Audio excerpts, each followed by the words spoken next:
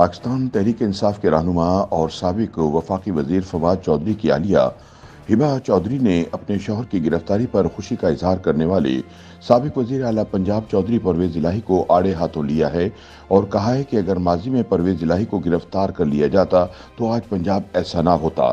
दूसरी जानिब तहरीक इंसाफ के रहनुमा हम्माद असहर ने अपनी ही इत्तेहादी परवेज इलाही पर मांग तांग कर हुकूमत बनाने का तंज कर डाला।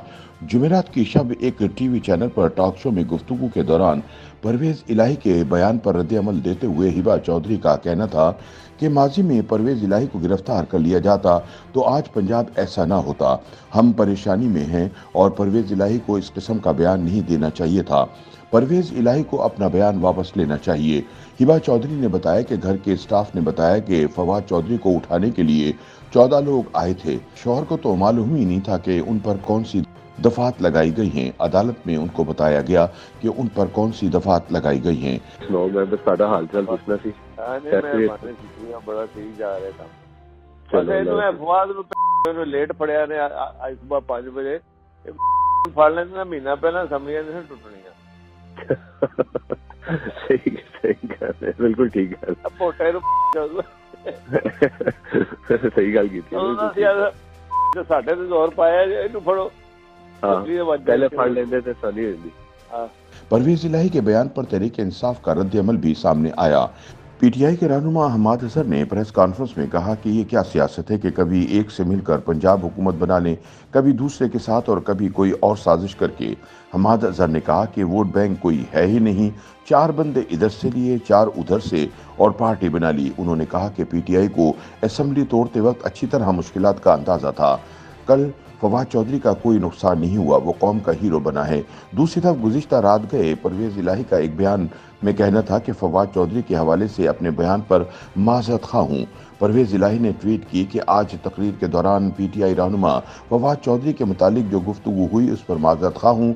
फवाद चौधरी की पूरी फैमिली से हमारे देरीना ताल्लुकात हैं। मेरे बयान से उनकी फैमिली को दुख पहुँचा जिस पर मैं इनसे माज़रत खा हूँ।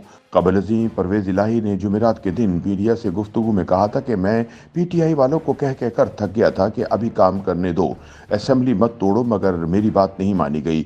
उन्होंने कहा कि अगर हम 1 साल तक मजीद काम करते तो यहाँ नून लीग के कपड़े तक ना मिलते, लेकिन खान साहब के साथ जो बैठने वाले लोग थे वो पार्टी को लेकर बैठ गए। 3-4 बंदों की वजह से इनमें से एक बेचारा फवाद चौधरी, जिसका मुझे बहुत अफसोस है, अगर पहले पकड़ा जाता तो हमारा काम बन जाता और शायद असेंबली ना टूटती। चौधरी परवेज इलाही का मजीद कहना था कि ये कुदरती अमर है कि नून लीग वाले भी यही चाह रहे थे कि असेंबली अपनी मुद्दत पूरी करे। मैंने इन्हें कहा कि आपको 25 मई याद है, आप फिर क्यों बार बार उन्हीं लोगों को आजमाते हैं जो पहले ही आजमाए हुए हैं। ऐसा ना करें।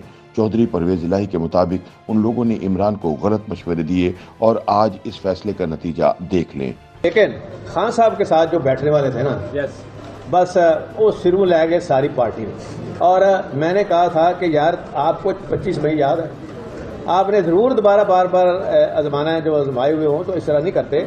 और 3-4 बंदों की वजह से एक तो बेचारा मैंने बड़ा अफसोस है, कभी पहले फड़िया जाता तो असी साडा काम ठीक हो जाना सी।